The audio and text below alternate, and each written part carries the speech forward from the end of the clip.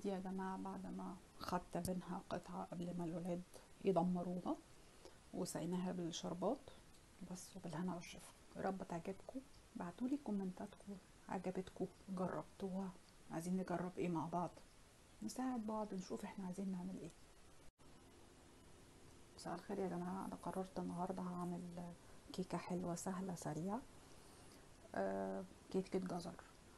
كيكة الجزر دي حاجتين هنقسمهم جزئين. اول جزء اللي هو الشربات بتاعه، دي اول حاجة هنعملها، وبعد كده هنحطها على النار عقبال ما نكمل المقادير بتاعة الكيكة نفسها. هنحطه على النار كوباية سكر، كوباية مية، نص ليمونة، وهنحطه على النار. هنعمل بقى الجزء التاني اللي في الكيكة نفسها. نص كيلو جزر بشرينه ناعم، وهنحط بقية المقادير كلها قد بعضها. هنحط رشة معلقة قرفة ومعلقة فانيليا، هنرشهم عليها، وفانيليا،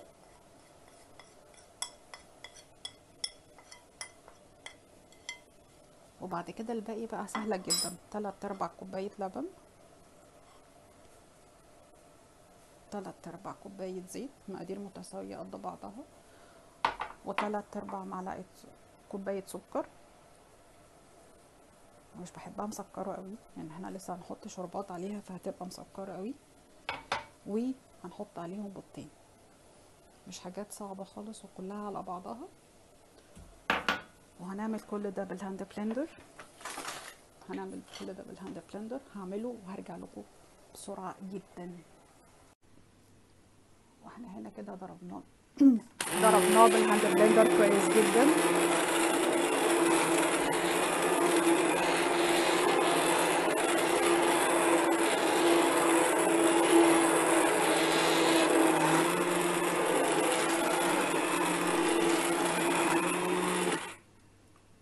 كده خلاص ضربناه كويس جدا.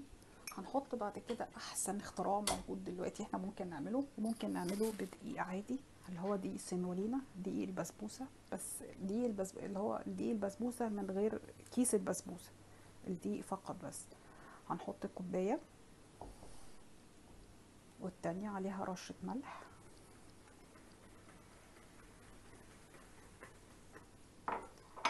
ومعلقه صغيره بيكنج باودر، وهنقلب كله.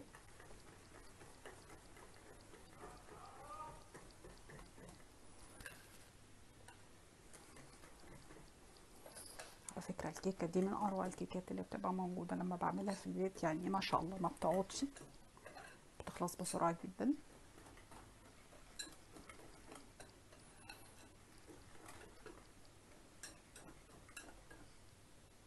بس كده خلاص. واحنا طبعا مسخنين الفرن من أول ما بدأنا نشتغل، وفي قالب احنا دهنينه زيت.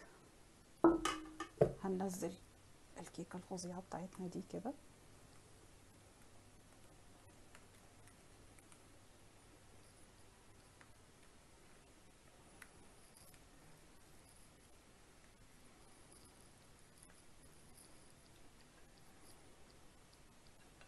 ريحتها مش عايزه اقول لكم قد ايه حلوه، القرفه مع الفانيليا.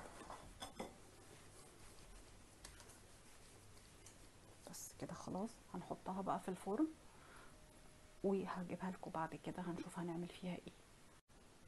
وادي الكيكه بعد ما طلعناها قعدت تقريبا 40 دقيقه في الفرن على درجه حراره من 220 ل 240 على الفرن المتوسط. وكنا احنا طبعا مسخنينه من اول ما بدأنا الشغل، علشان الحلويات لازم تخش على فرن سخن على طول. هقلبها واقدمها لكم حالا.